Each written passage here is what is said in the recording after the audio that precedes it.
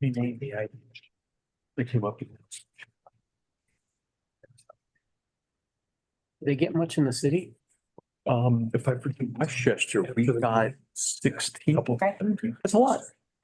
Oh, Very, very heavily. Yeah. No, you know, I like this. big shoulders. A lot. Yeah. I went in Saturday, I had to leave. Good morning. I'd like to welcome everybody to the Board of Directors meeting for the Chautauqua County Industrial Development Agency. We're at the BWB Building, 201 West Third Street, Jamestown, New York. We're also streaming live on YouTube.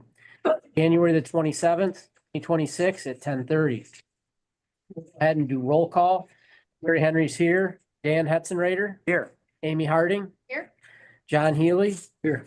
Kevin Muldowney. Here. Tom Harmon. Here. Dan DeMart. You should have already received the December 16th, 2025 minutes and had a chance to review those.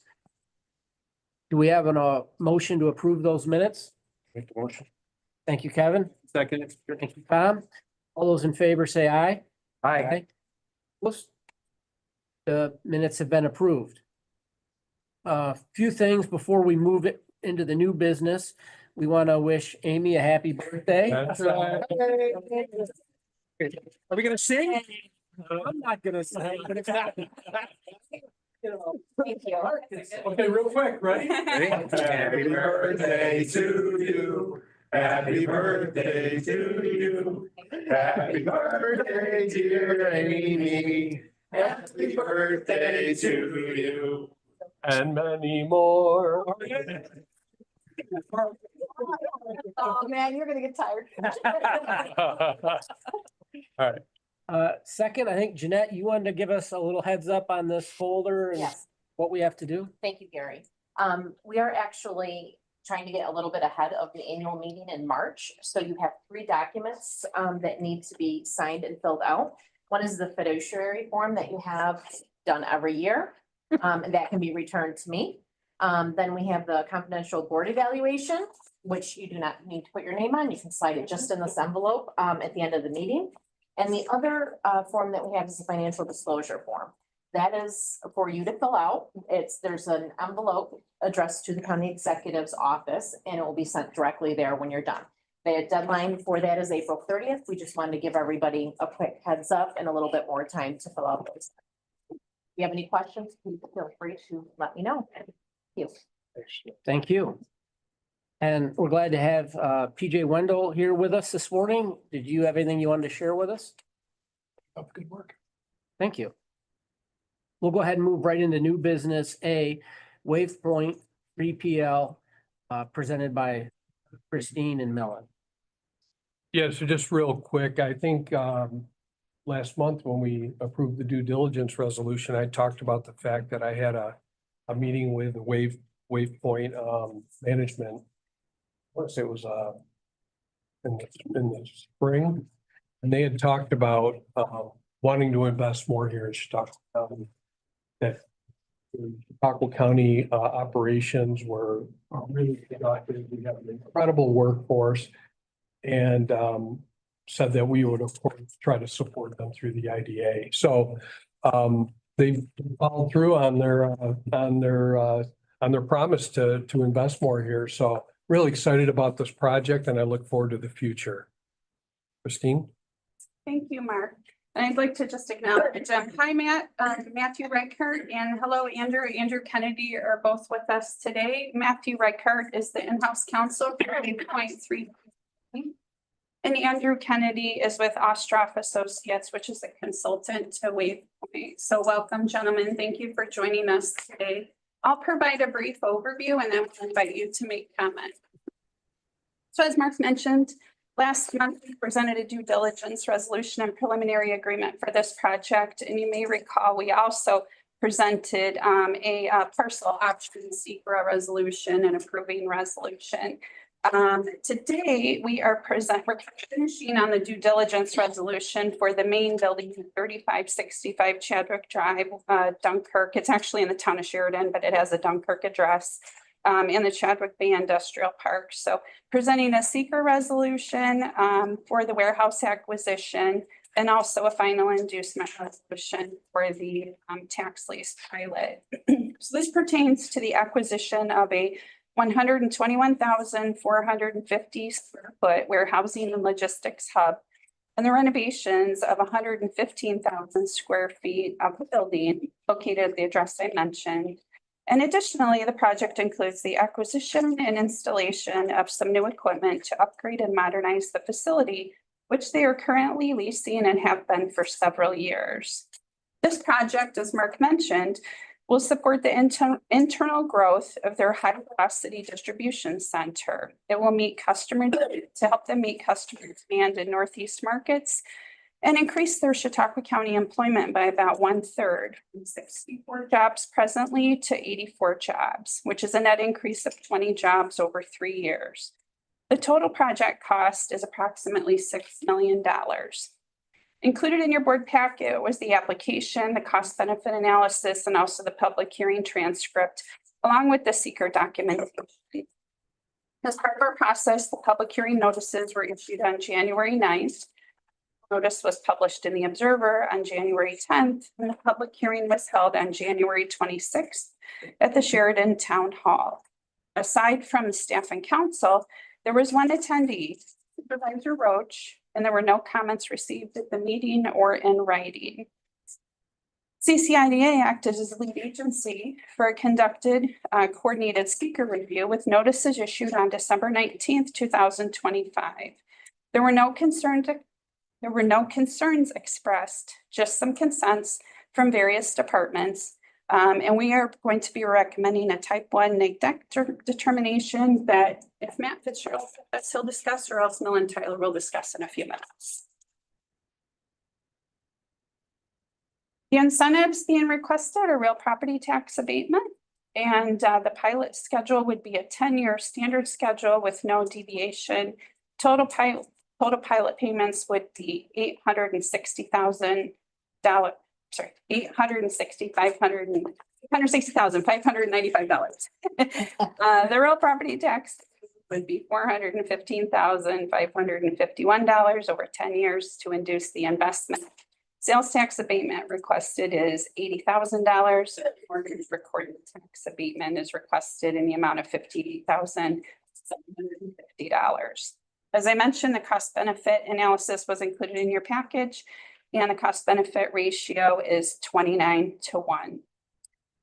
Let's see, we reviewed the jobs. Also wanted to mention that Shelby and I met with the prior town of Sheridan supervisor who just retired from the town of Sheridan, and also town attorney Jeff Passafero to discuss the pilot request, how it would work. When Supervisor Roach took office, we also reached out to him, and I did meet with him last Thursday prior to and after the public hearing, and he did not express any concerns, but did express support for the pilot and for the project. Okay. Now, I'd like to turn it over to Matthew and Andrew. You did provide a very detailed and thorough overview at our last meeting. We'd just like to ask if you have any updates to the project that you'd like to report to the board today, and if you could also update the board on your projected timeline for the project. I'll lead off here. First off, apologies for not making it in. It got very winter very quick. Between Erie and Jamestown. It's interesting that if you drive more east, my dad made the commute every day from Girard, PA to Jamestown. I thought he was kidding growing up about making that drive. He wasn't kidding one bit. So once again, apologies for not making the trip in. Updates on the project itself. We have, I would say, kind of came to conclusions about how we're going to rack the facility. Racking in our world means building up, utilizing all the square footage. We have equipment ready to be purchased, including forklifts, walkies, which are kind of the walk-aside lifts. And the project start date is, frankly, tomorrow, Thursday, where we currently occupy the building as a tenant. There are modernizations to the building that we would like to do, electrical things, for instance, installing forklifts, chargers, beginning to kind of utilize the property more into a suitable use for us. But as it comes to the question of if we're ready, we're ready. We have plans. Frankly, the only thing that's keeping us from making more effective plans is the same stuff you see outside. Any dirt and shovel construction really is likely a late February, early March type of discussion. But as it comes to what's within the four walls of the building, that work is beginning as soon as possible. Thank you, Matt. And are there any questions for I'm sorry, Millen, could you please review the sticker and Sure. Matt Fitzgerald is on and he prepared the secret resolution. So I'd like to ask Matt to summarize it. Then I will talk about the approving resolution and then maybe we'll do questions. Thank you. All right. Thank you, Millen. So the board will remember at its most recent meeting prior to this one, the board approved an option transaction at its December 16th meeting. And when we approved that, I explained that we were segmenting off the seeker review of the option from the seeker review of this project that's now before you. So that's what the resolution does here. It explains all the prior history, all the work the board already did on the seeker front, and then walks through. And with a project like this, where what you're talking about is primarily the renovation of an existing building, you're not going to be concerned about too many environmental impacts. The only thing you might even be concerned about at all is traffic. We did receive correspondence from the New York State Department of Transportation agreeing that the CCIDA should serve as the lead agency for the review of the project, and also agreeing that the project would not result in any significant adverse impacts to transportation. So with that, the resolution walks through all the relevant areas of environmental concern and makes findings that this project will not result in any significant adverse environmental impacts. Happy to answer any questions the board may have. Otherwise, it's pretty familiar territory for the board as far as the contents of the resolution. And then the second resolution is the final approving resolution. Christine outlined the public hearing that was held and who attended. She also outlined how much financial assistance there is. That's laid out in the resolution. There's no deviation here. So this will allow us to go ahead and close. And it sounds like the applicant is very eager to do so. So, we could do that in the next couple. Any questions from the board? Hearing none, Dan Hetzenrader, can you move new business A1 for us? Absolutely. Move resolution 01-27-2601, secret resolution, and resolution 01-27-26-02, final approving resolution, Waypoint 3 PL Inc. Thank you. Do we have a second? Second. Thank you. We'll go ahead and do a roll call vote. Gary Henry votes aye. Dan Hetzenrader. Aye. Amy Harding. Aye. John Healy. Aye. Kevin Muldowney. Aye. Tom Harmon. Aye. Dan DeMart. Aye. And the resolution is unanimously approved. Thank you, Matt and Andrew, for presenting today. And, we look forward to seeing all the improvements that you make and hopefully can continue to grow beyond that. Thank you. I'd like to say I thought this would be the best part of my week. My wife and I are going to Disney tomorrow. So sorry, second best part of the week. This is wonderful news. Thank you. As Mark said, we're excited to be in the community. We're excited to be a part of the long haul. And it's a good time for us, and we look forward to kind of continuing this relationship. Thank you. Thank you. Thank you. Next, we'll move into new business B, Main Road Med Group LLC, again presented by Kristen and Millen. Thank you, Mr. Chairman. Just looking back to see, we originally presented this back in August, and we once again have with us today Matteo Rengifo with Main Road Med Group, and also Ray Manning to my left, who is the CEO of New York Med Center, which is Main Road Med Group's tenant. And also Nick DiTomaso is joining us by Zoom, and Nick is the principal manager for New York Med Center. So once again, I'll review a little bit of an overview, and then I'll introduce Ray and Nick and Matteo for comments. And as you can see, we're pulling up a presentation and they'll review quickly with you as well. So today we're presenting the seeker and inducement resolutions for the Main Road Med Group LLC project, which is a redevelopment of the former Lakeshore Hospital in Irving. In 2025, Main Road Med Group acquired the property from Burks TLC and they're currently leasing the facility as a medical office building to New York Med Center. This project includes the redevelopment and adaptive reuse of the 173,000 square foot facility that's on 32.9 acres into a medical office space that includes behavioral health and addiction recovery services, as well as other medical offices and commercial retail space. The total project cost is $199,744. Jobs projected in connection with the project include approximately 121 full-time equivalents during construction and approximately 300 new FTE over 3 years. In addition to the creation of temporary and permanent jobs, local sales tax, real property tax revenue, this is also a significant new municipal water and sewer fee revenue for the town of Hanover. So I thought that that should be noted. The application requests real property tax, sales tax, and mortgage recording tax abatements. And as I mentioned, it would involve the adaptive use of the long and former hospital building prominently located on a central town corridor.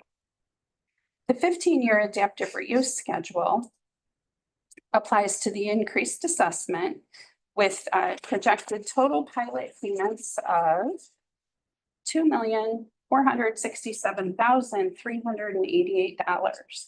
The requested sales tax abatement is in the amount of $2,100,000, and the requested mortgage recording tax exemption is in the amount of $406,250.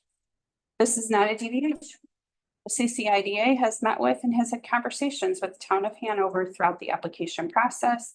And most recently, I had a very quick follow-up conversation with the town supervisor last Friday when I stopped into the office, and he expresses a great deal of support for this project and for the pilot requested.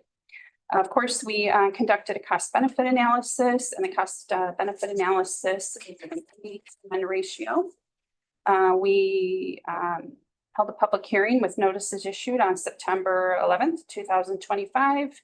Notice is published in the Observer on September 13th, 2025, and a public hearing held at the town hall on October 3rd of 2025. Full transcript was provided in your meeting materials. And aside from our team, there were 3 attendees. 2 spoke in favor of the project, including the town supervisor and a town councilman. 1 did not provide comments. 2 of the attendees asked about receiving a copy of the financial assistance, which was provided immediately following the meeting with an opportunity to provide additional comments. No comments were received at all related to no written comments were received at all related to the project. CCIDA also acted as lead agency for a coordinated seeker review, and I'm guessing that Matt Fitzgerald will review that with us in just a few minutes. Let's see. In just a few minutes, again, I'll introduce Nick and Ray, but I also wanted to mention we provided a really full presentation previously. And I just wanted to remind you that the client had provided a full market analysis that was distributed, highlighting the need for these type of services in our county. And as mentioned during our last presentation, we did receive 9 letters of support from various local and state officials stating the need for these type of services, which is greatly paraphrased as one of the most pressing public health challenges of our time, that there is a growing need for inpatient behavioral health services with a demand far exceeding capacity, that there's a limited access to critical services within a reasonable traveling distance. There are significant barriers to care, including inpatient beds, especially in northern Chautauqua County, and that this project would restore mental health services that were lost when Lakeshore Hospital closed. So with that, now I would like to pass it over to Main Road Med Group and New York Med Center to provide your presentation. Good morning, everyone. I just wanted to give a brief update. Ray Manning here from New York Med Center. As you know, we kind of started this project back in 2025 when we first presented. There's been delays in government shutdown, so a lot of our EB5 funding was delayed in processing, but we now have full approval for that funding. And we have started receiving, small incremental payments at this point to make some of the updates that we have had to get us through the winter with heat and a roof that, of course, is leaking throughout the facility. So we did do some small improvements, which we'll go over in our slide. I can show just some small updates if we want to advance. So we are looking at a few concepts for the front of the building and some exterior changes, whether it's recladding some of the brick and make it more modern, as well as a possible addition above our canopy area to make it look a little bit more updated and modern. We also have looked into new signage on Route 5 and 20, which will be the next slide. Look something similar to this as a first concept for what we're looking at for New York Medical Center. As you know, we are 173,000 square feet as indicated by Christine, so there's a lot of space to fill. Next slide. And we did go over that this will be up to 180 beds. Right now, we're allocated for about 162, which is where we are once we have pared down some of our semi-private rooms to more private to provide more privacy to patients. Next slide. This is just an overview of kind of where each of the units are located within the facility. You'll see we also have the medical office building space and the administrative office space that are available for lease or redevelopment. Next slide. To get us through the winter, we of course had to start with our most critical roof repair, which was about 12,000 square feet of new TPO roofing that we had put in place. And that kind of covers the 3rd story building portion of the campus. So luckily our admin floor and 3rd floor are staying dry. So any improvements that we will make going forward will be protected. Next slide. We've also started installing new flooring into the kitchen and into the admin space so that we can start as soon as possible with bringing in new appliances and getting the kitchen up to speed so that we can stay on track with our timeline to have everything open within the next 3 years. Next slide. As you can see here, we got the new flooring installed in our admin hall. And of course, we were ready for Christmas and had our tree up. So all in all, I think we've made a lot of progress going forward. We look forward to the next journey of redevelopment of this space. It's a $42 million project. And once we receive our CON approval, which hopefully is in February or March, that date has not been scheduled yet. I even looked again this morning on the BSAC site to see if they have their schedule up for their meetings for 2026, and I did not see it posted yet. So, but if we follow the same timeline as last year, February, March timeframe to present for hopefully approval. At that point, then we will hire for that first unit and start creating at least 50 plus jobs. And that's kind of where we are today. Perfect. Thank you. Any questions for Ray? Okay, and then should we turn it over to Matt?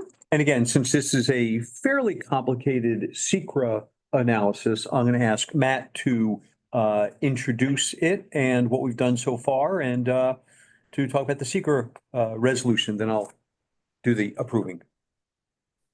Thanks, Melon.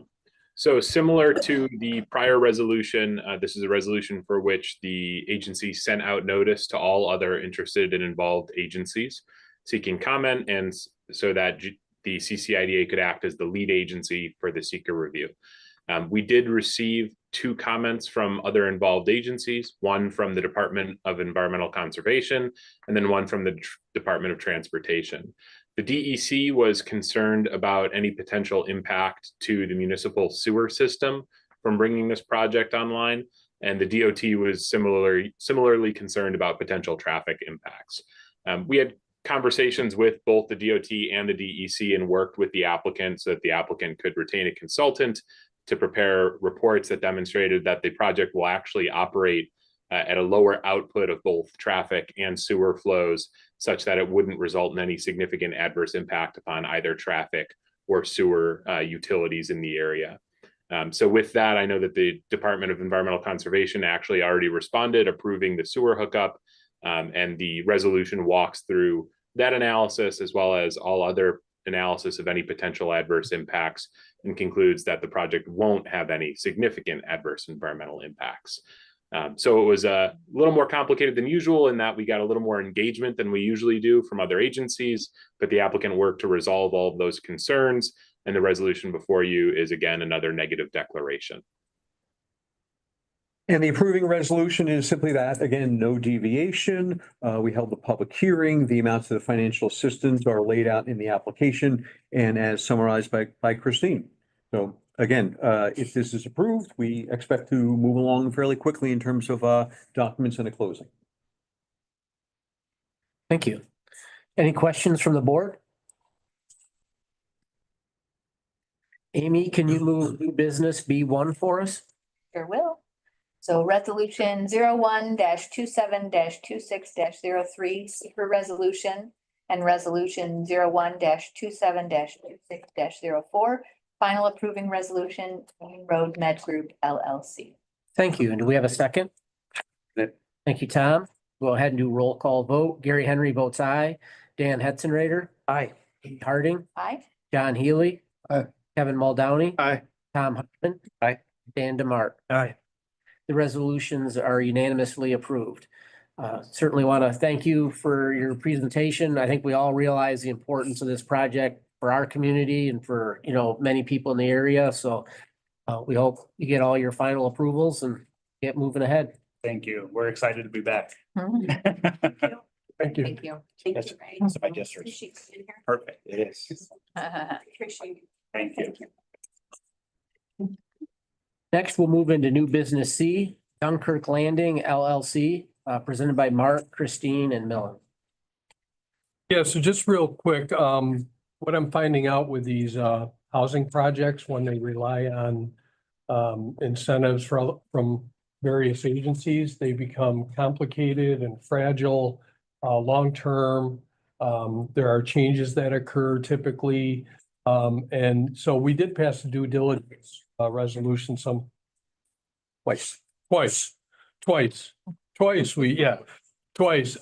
And so they're back again, and there was enough changes in the application, tweaks to the pilot, that we thought, let's take it back to the due diligence stage and start it over again, if you will. So we think everything's locked down now. So Gabe is here today, and Gabe Regan, and he's going to talk about the project, and Christine, of course, and Millen. So. Hey, thank you, Mark. So yes, as mentioned, Gabe Regan is here with me today, Gabe Development Associate with Regan Development. And so we've previously presented this project before the final entity that would develop it was decided. So you might be familiar with the Regan Development project that we presented in early and mid 2024. And as Mark mentioned, it takes some time to put together all of the funding and finalize site specifications for workforce housing projects, but we're ready to go now. So we're presenting a new due diligence resolution and preliminary agreement to update the entity name and the project specifications. It's essentially conceptually the same project. We're just putting like a finer pencil on the details. The location is 208-214 and also 220 Washington Avenue, plus some surrounding parcels in the city of Dunkirk, and also 160-164 East 4th Street in the city of Dunkirk. I mentioned, the applicant is now using the entity Dunkirk Landing LLC, and I think it also has a project name of Homesteads at Dunkirk, if I'm not mistaken. Homesteads at Dunkirk Landing, yep. Okay, Homesteads at Dunkirk Landing. So quickly, we presented this project in 2024. Pilot was placed on hold until they could work through the rest of their process. It involves the demolition of the structures at the addresses that I mentioned. The Washington Avenue one is right behind our office in the Center for Innovation and Economic Development in Dunkirk. It's an old dilapidated structure with a great big hole in it. It's falling down. And then it's also a portion of the shopping plaza on 4th Street. I know there was some confusion of that by the public when we initially presented this project. It's just a 10,000 square foot portion that's been vacant for a long time. And then it will be new construction of 30 workforce housing units, approximately a little over 50,000 square feet on Washington Avenue, and 48 workforce housing units, little over 40,000 square feet on Fourth Street. And that location will also be inclusive of a 5,600 square foot, and I'm rounding here, commercial space designated for a daycare facility. Let's see, some of the features that will be included include elevators, laundry facilities, community rooms with kitchen, management office, storage, Wi-Fi, outdoor space with off-street parking, recreation and playground space at both properties, and smoke-free buildings. All units will be visitable and adaptable. So just quick overview. And now I'd like to invite Gabe to provide an update for us, kind of where you are in the process, if there's anything new that we need to know about before we proceed with our next steps toward possible approval. Cool. Thank you all for having me today. We're very excited to be back in front of you. Yeah, as Christine said, there's not a lot that's changed. Some of the building sizes have decreased a little bit, but it's conceptually the same project. We had some delays with the DEC because this is a brownfield cleanup site.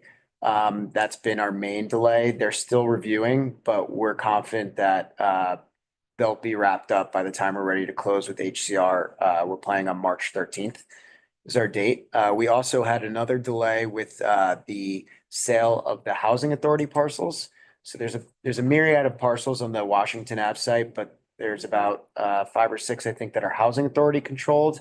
And there was a delay with the sale as we were not aware that we needed HUD's approval. But the housing authority needed HUD's approval to sell these. We actually just received HUD's approval after a long review with them. We received approval on Friday. So we are going to move to close on those parcels next week. We've closed on the 208 and 214 parcels on Washington Ave, and then we are going to move to close on the 4th Street parcel within the next few weeks. We have started some light demo and abatement, mostly just environmental work, so that we're prepped for when March rolls around, we'll be ready to start the ground up construction.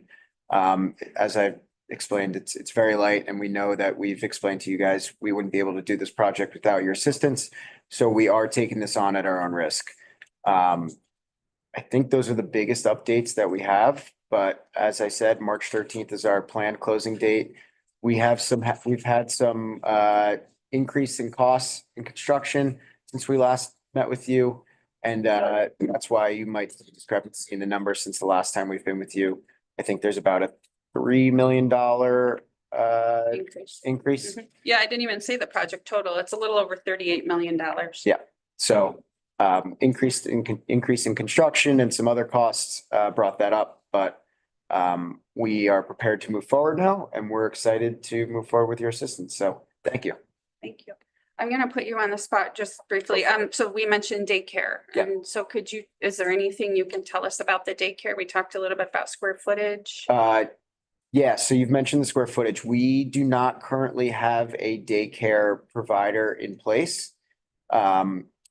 We are still looking around to find someone that could take over and partner with us on that space. So You're interested in? if anyone knows of any daycare providers, we'd love to hear from you. Okay, great. And then when do you expect first occupancy? So our GC is planning on a March 13th start, and we would receive our certificate of occupancy on October 1st of 2027, which would probably put us at a first occupancy of November 1st, Okay, 2027. Okay, thank you. I know we have Vince DeJoy here, but first, are there any questions for Gabe? Is the daycare in both the 4th Street and the So Washington? no, the daycare is in the East 4th Street site. Okay.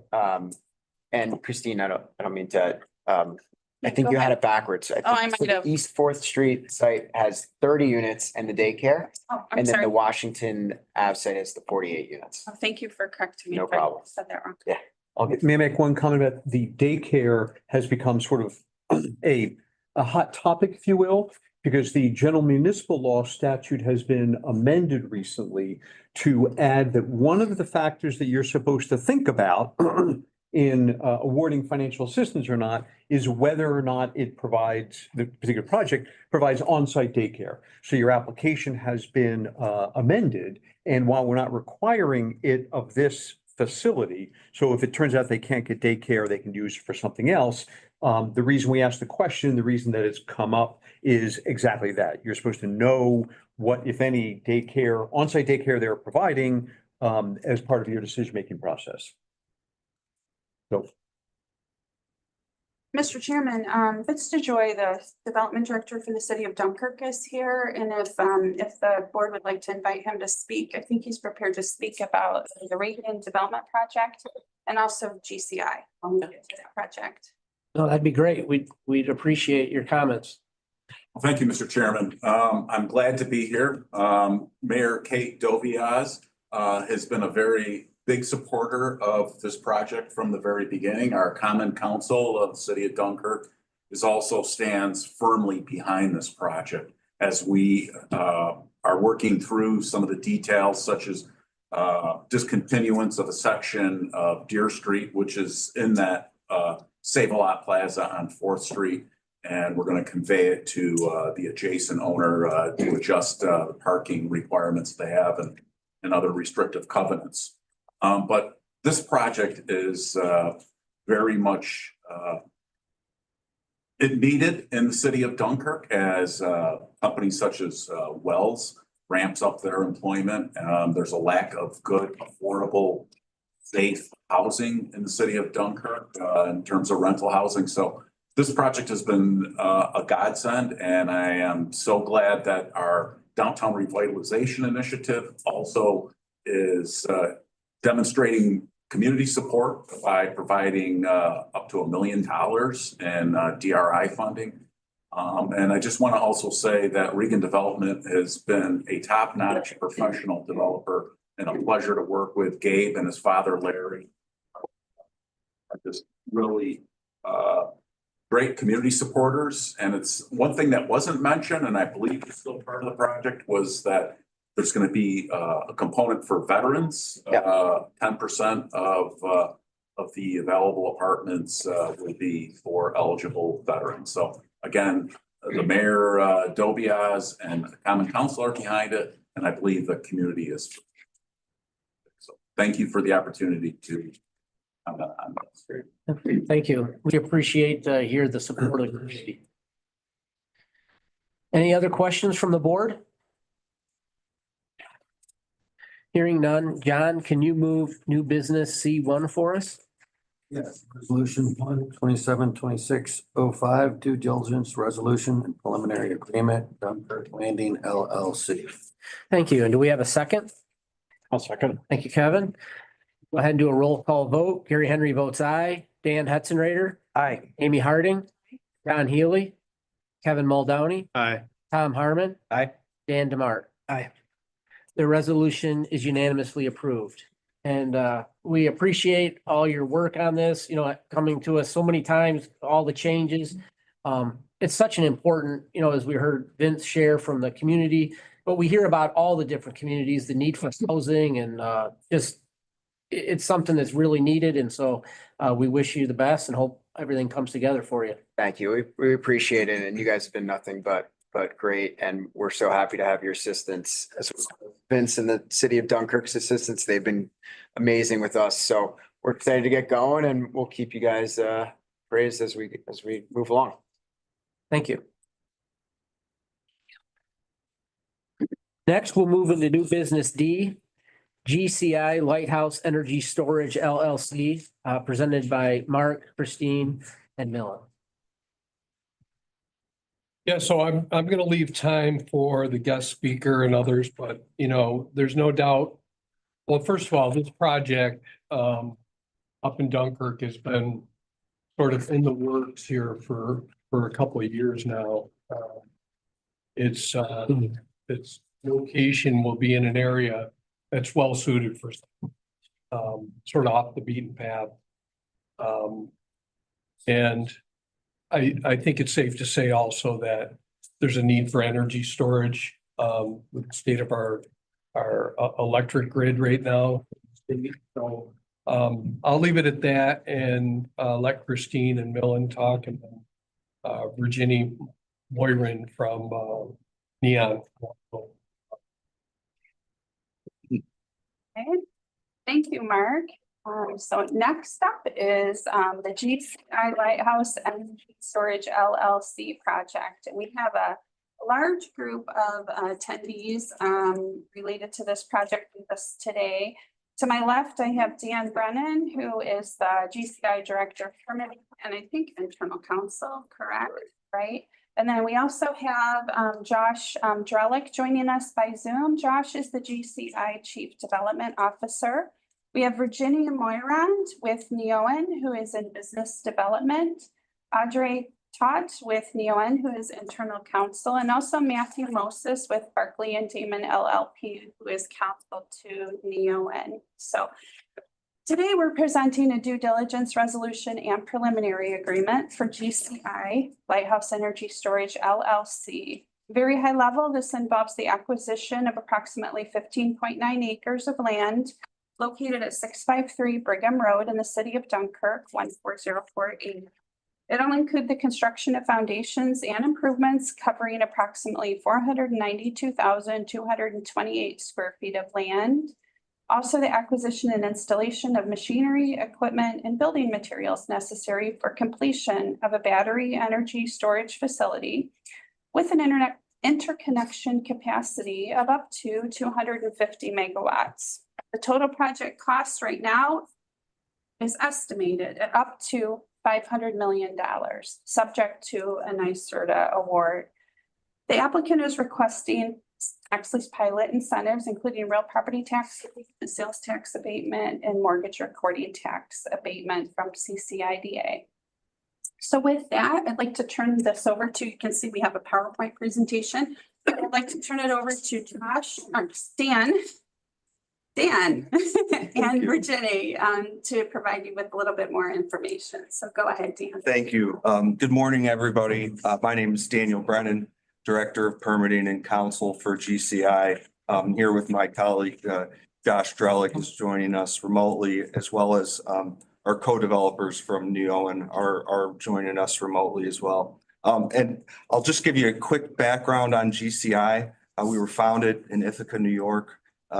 We're a battery energy storage developer. We only develop these types of standalone battery energy storage projects that are connected to the transmission grid. On this project, we're working with Neoen, which is a Brookfield portfolio property, and gives us the ability to have access to additional resources for what we view as a very important project in Western New York.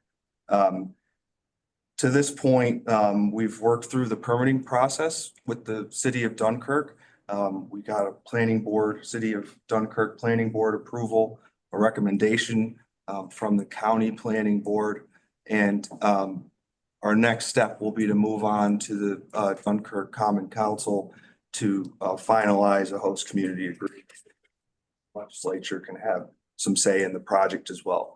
But we've been moving forward in the permitting process, and we're really excited at this stage to talk about how the project is going to work and the financial benefits that frankly we need to make this project viable. So without getting into too much detail, and I'm happy to answer any questions that you have, the benefits of a battery energy storage system like Lighthouse are essentially threefold. The most important benefit is to add reliability and resiliency to the grid.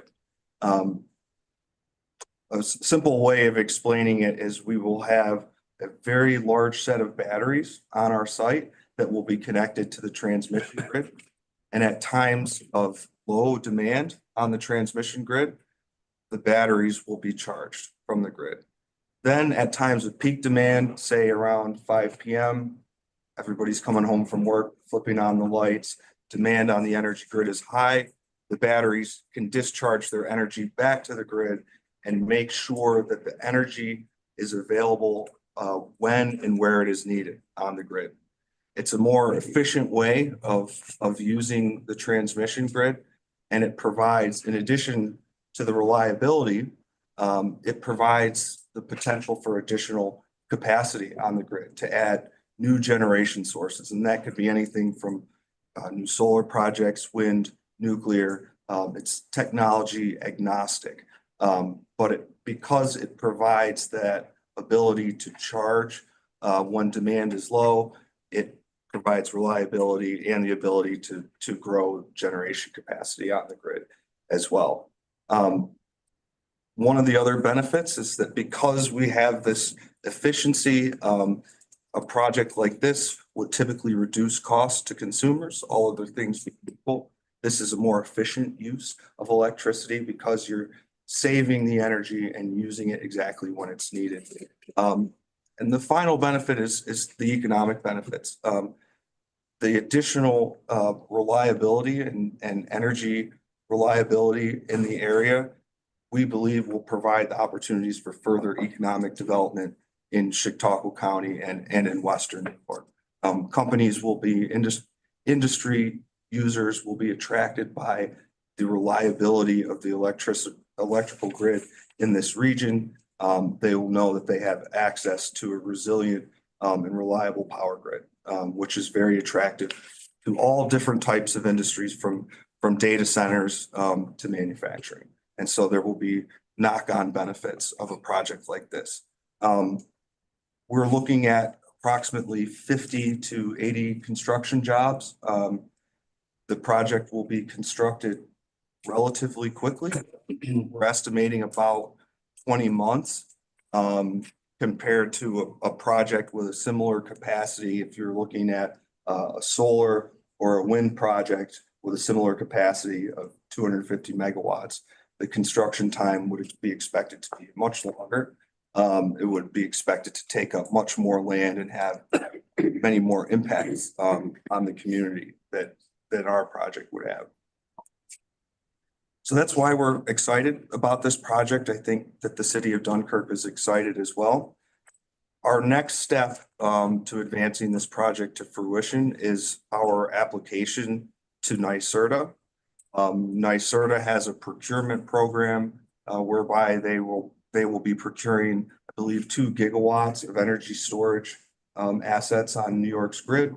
They've made the determination that is necessary for the continuing functioning of the grid. But the procurement process through NYSERDA is very competitive. In addition to permitting and local support for the project, one of the main drivers in their selection process is costs. And so in order to be competitive in the NYSERDA selection process, we need to keep the costs of the project low so that it's efficient for the state to locate this project in Western New York. That's why support from the IDA is so crucial for this project. In fact, our final bid to NYSERDA, where we have to give them a set price or cost of our project, is actually due in 2 days. So obviously we don't expect to have any resolution from this board by then. But we're here today because we want to build support from this board to provide the financial benefits that you've provided to similar projects in the region. I know I've been running on a bit here. We were asked to quickly discuss fire safety. Fire safety is usually one of the main community concerns. And in fact, as we went through the permitting process with the city of Dunkirk, that was the main focus. We've brought in fire safety consultants from ESRG to explain what fire safety systems will be implemented on our project, to explain the type of technology that we're using that is different and more advanced than many of the other battery systems that have already been built in New York State. This is actually a different chemistry than most of the other battery projects that you may have seen. These are LFP chemistry batteries, lithium iron phosphate, and they'll be utilizing the most sophisticated battery management systems and design the Tesla Megapack 2, which has been proven to be the safest system that's available. So we engaged with the Dunkirk Fire Department. We explained how the system is going to work. We explained our process and what's required, including providing a hazard mitigation analysis, including working with the fire department to develop an emergency response plan. And the Dunkirk Fire Department has provided us with a letter explaining that they're comfortable with the project, and you know, I don't want to put words in their mouth, but that they believe they can provide adequate service to the project. In response to that, or taking that into account, the City of Dunkirk Planning Board has issued the zoning approvals for the project. The other issue that I was asked to touch on is the decommissioning plan. We don't have a plan finalized yet, but we'll be relying on the guidance that's been provided by NYSERDA and the state of New York on a template decommissioning plan. And based on our discussions with the City of Dunkirk, I believe we'll be providing decommissioning bonds as well. The batteries and the components of the batteries, even after their 25-year life expectancy, will likely be very valuable. And as such, we will almost certainly be able to recycle at least many of the components of the batteries themselves. So I don't want to take up too much of your time and get into too much detail, although I am happy to answer any questions that you have about battery storage or our project. Could you just inform the board about the timeline, projected, anticipated timeline toward construction? It's a little different than many projects that we consider. That's right. I think one of the main benefits and differences between a battery storage project and say a new nuclear project is the timing. These projects are developed much faster than alternative sources of grid reliability and resilience. And so for this project, we're projecting a 2030 commissioning. So we're going through the NYSERDA selection process, and then we believe construction, if we're selected by NYSERDA, we believe construction would take approximately 20 months. So you compare that to a gas power plant or a nuclear energy power plant, where we'd be measuring the timeline in many years or even decades compared to this project. So this is not just a benefit to the grid, it's an immediate benefit. It's a immediate solution to this region's need for additional resiliency on its electrical grid. Dan, if you are selected by NYSERDA for this project, when would you expect to come back to this board for an approving resolution? That's a good question. You know, my understanding is that we would have the opportunity to come back at the board's next meeting. We don't know when the NYSERDA decision will be made. We expect that it will be made this quarter, so maybe within the next couple of months. But we would like to finalize our any pilot agreement at the earliest possible time. Is the interconnection capacity, the storage capacity, are they the same? I believe so. I'm not quite sure what you mean by that, but the capacity of the battery will be 250 megawatts for 4 hours. So 1,000 megawatt hours. And what that essentially means is that we can deliver 250 megawatts over 4 hours. 250 megawatts is roughly enough electricity to power maybe 250,000 homes. It's a very general rule of thumb. And our interconnection agreement with the New York State Independent System Operator, the entity that operates the grid, would allow up to 250 megawatts. And my understanding is actually would require that we be available to deliver that capacity as well. So in addition to our permitting process with the city, our funding process with the state, our request for incentives from this board, we're also working with National Grid and the independent system operator on the interconnection piece as well. I just have one, you already did the safety concerns, which is my biggest concern. Two, I'm not sure if anyone knows the size of this battery. Can you give the size description of one battery? Sure. So that first page of or the first slide of our presentation has a small picture of what the system might look like. The system is made up of a grouping of battery containers, and these are generally the size of shipping containers because it makes them easier to transport to the site. There are approximately 10 with the concrete pad underneath them, maybe 12 feet tall. And inside each one of those containers are racks of battery cells.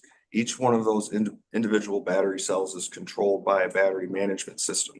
So it's essentially like having thousands of individual battery cells arranged into large shipping containers that are placed next to each other with a small distance in between as required by the regulations, and then connected together. Another question too is, all this harnessed energy that will be stored in the facility, does that come from all the windmills and solar farms locally? So Is that where it's gonna be coming from? And because we're connected to the transmission grid, it allows us to take energy, to charge the batteries with energy essentially coming from the transmission grid, which is a much wider geography. I also would note that we're technology agnostic. When the batteries are charged, they're just electrons. And so it could be that it's charging from a gas power plant or from Niagara Falls or from wind and solar. It's technology agnostic, but being connected to the transmission grid allows us to take energy from a much wider geography, which is more efficient. good, thank you. Answer. Does the grid need any upgrades itself? Is that part of the project or? So we will be responsible for the costs of upgrading the grid that is necessary to connect this project. That's sort of what the interconnection process with NISO is designed to do, is to make sure that our project does not impose any additional costs on the grid. I'm not exactly sure. We're not all the way finished with that interconnection process. I'm not exactly sure what upgrades, if any, are going to be required, but that is how the process works, is it basically requires us to pay those costs. You had mentioned construction jobs. Will there be any other jobs?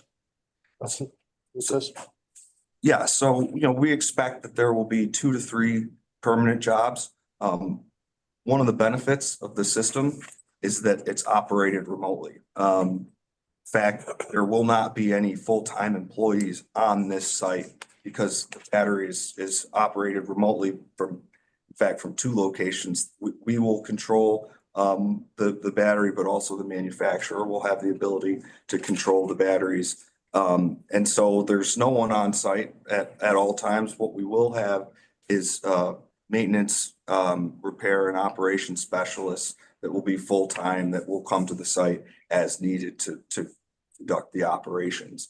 But there's actually no buildings on site or anything like that. So the component of full-time permanent jobs is relatively small, but it's worth noting that that's part of the reason why this project doesn't impose, it doesn't have any negative impacts on the community. We won't be driving any traffic to the site, don't require any municipal water or other services like that. In fact, the project will operate very quietly. They're very low profile, 12 feet tall. Most people will not know that this battery system is operating there. We're on a vacant industrial site surrounded on 3 sides by railroad right-of-ways and a very large electrical transmission line, 2 large electrical transmission lines. So it's really the ideal place for one of these systems. And while we're not producing many full-time permanent jobs, we also will not have any negative impacts on the community. Thank you. I was just gonna say, yeah, I remember this slide in your presentation kind of shows that in terms of the location and scope. That's right. Thank you, Virginia.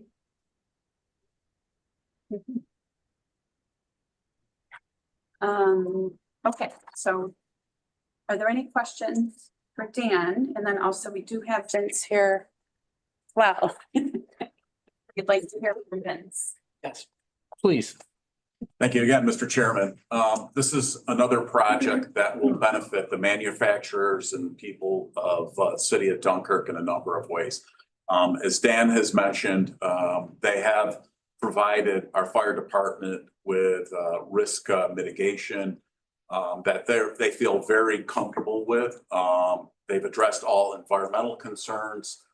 This will provide significant financial benefit, not only to the county, school district, but the city of Dunkirk. And this will be an economic development tool, as we've been told that energy and power equals economic development. So the planning board has approved it. Site plan's been approved. It's gone through the county planning, and our mayor and council will are in favor of this project and are supporting it. And we're pleased that the county IDA has also taken a significant role in helping bring in this project online. So thank you very much for allowing me to provide some comment. Thank you. And so seeker was reviewed regarding this project, a coordinated review by the city, correct? And that was finished in order for the planning board to pass Yes, their. the negative deck. Thank you. I know some of these new energy sources or storage units, are a little bit above all of our expertise. So this is, I appreciate all the questions from the board. There's a lot of great questions. But if anybody else has another question, now's the time to ask. Don't be bashful. I appreciate hearing from Vince, that the city's behind this and it's a good project for them. We need everybody in unison on something like this to really do our due diligence. So I appreciate it. Kevin, can you move new business D1 for us? Resolution 01-7-26-06, due diligence resolution and preliminary agreement, CCI Lighthouse Energy Storage LLC. Thank you. And do we have a second? Second. Thank you, Dan. And we'll go ahead and do a roll call vote. Gary Henry votes aye. Dan Hetzenrader. Aye. Amy Harding. Aye. John Healy. Aye. Kevin Muldowney. Aye. Tom Harmon. Aye. Dan DeMart. Aye. And the resolution is unanimously approved. Thank you for such a good presentation this morning, and we look forward to hearing more about this as this moves forward. Next, we'll move into new business E, CCIDA resolution accepting grant funds presented by Mark. Yeah, and Nate might want to jump in here too, but this is the annual allocations that we receive from the county for marketing of both the county and the IDA services. I think we got a 3% increase last year. This year. Last year we didn't, but this just helps us with our, all of our publications that we do about the IDA, the Live CHQ campaign, and other initiatives that we have. So we have a contracts with the county. We always do a final report where we document, what we spent the money on that aligns with the contract, and been very helpful, and we're very grateful. You want to add to that, Nate? You covered it. All right. Good. Any questions from the board? Tom, can you move new business E1 for us? Absolutely.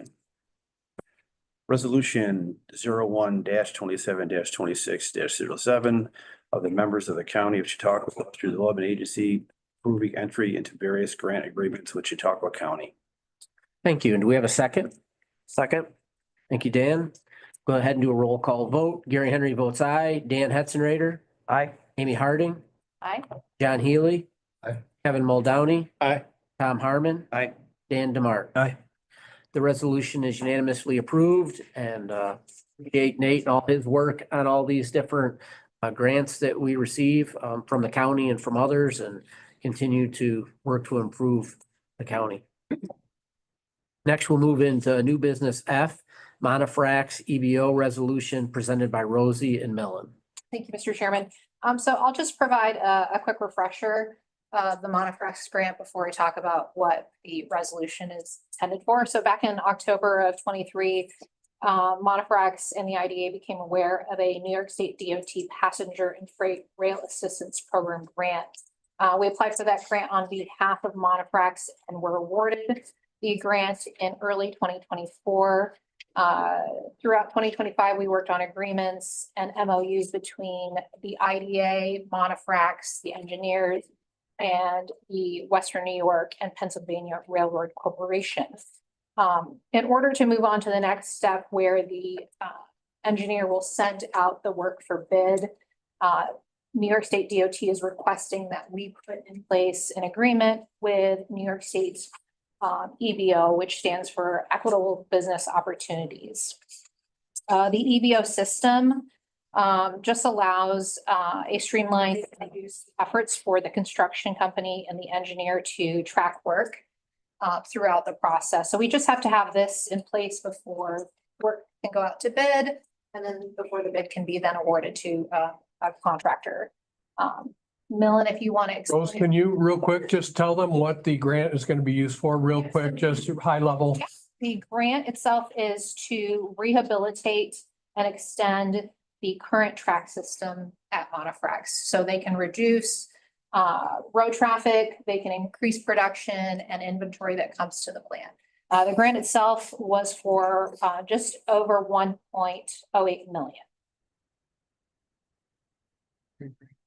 This is a very simple resolution. It authorizes us to access the DOT system.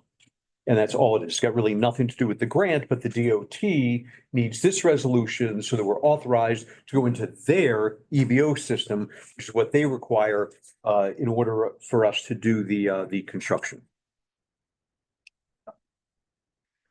Any questions? Dan DeMartin, can you move new business F1 for us? Yes, move to approve resolution 01-27-26-08 of the members of the County of Chautauqua Industrial Development Agency to authorize the execution of a user agreement and other documents with the New York State Department of Transportation Equitable Business Opportunities System. Thank you. Do we have a second? Thank you, Tom. We'll do a roll call vote. Gary Henry votes aye. Dan Hetzenrader. Aye. Amy Harding. Aye. John Healy. Kevin Muldowney. Aye. Tom Harmon. Aye. Dan DeMart. Aye. The resolution is unanimously approved. Before we move into the executive director's update, I just want to specifically thank Christine for all her work this month. It doesn't all happen, right now, but over a long period of time, and it all happens to come together at just this particular meeting.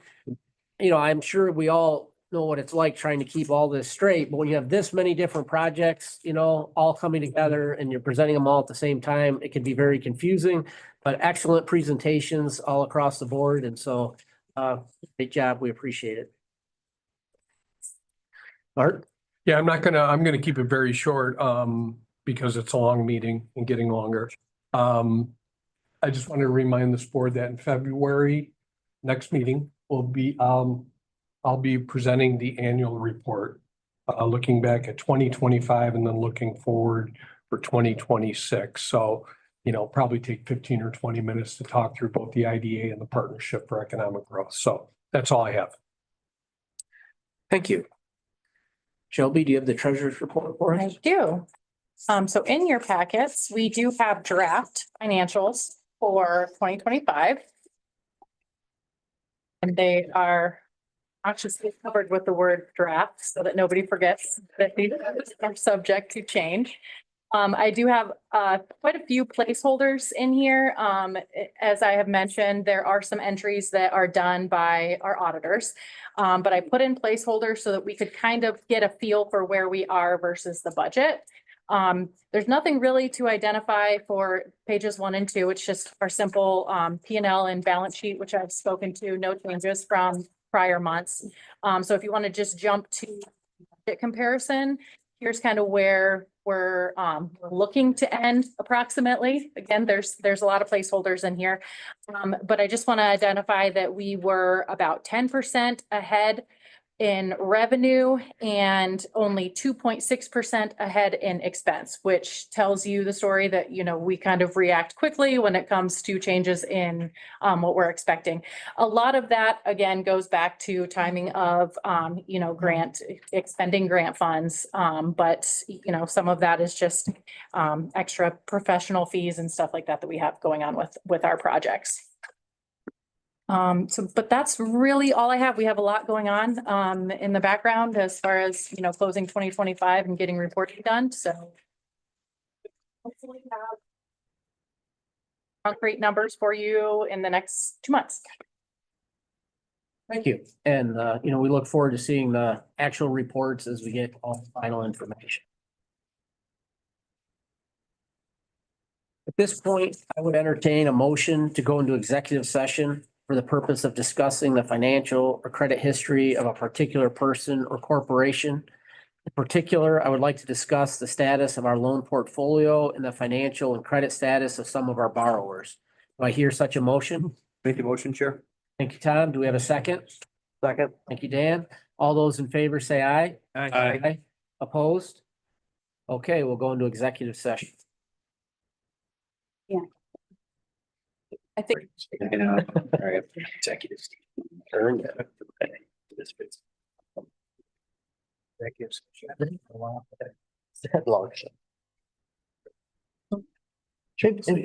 It's really fair. I like that you, I mean, should say. Different. We are back in open session. I would like to report that there were no actions or votes taken during executive session and therefore no minutes of the meeting were taken. Do we have any old business to come before the board? Hearing none, we'll consider the meeting adjourned. Our next CCIDA board meeting will be February the 24th, 2026 at 10:30. We'll be here again at the BWB Building, 201 West 3rd Street, and we'll also be streaming live. Thank you.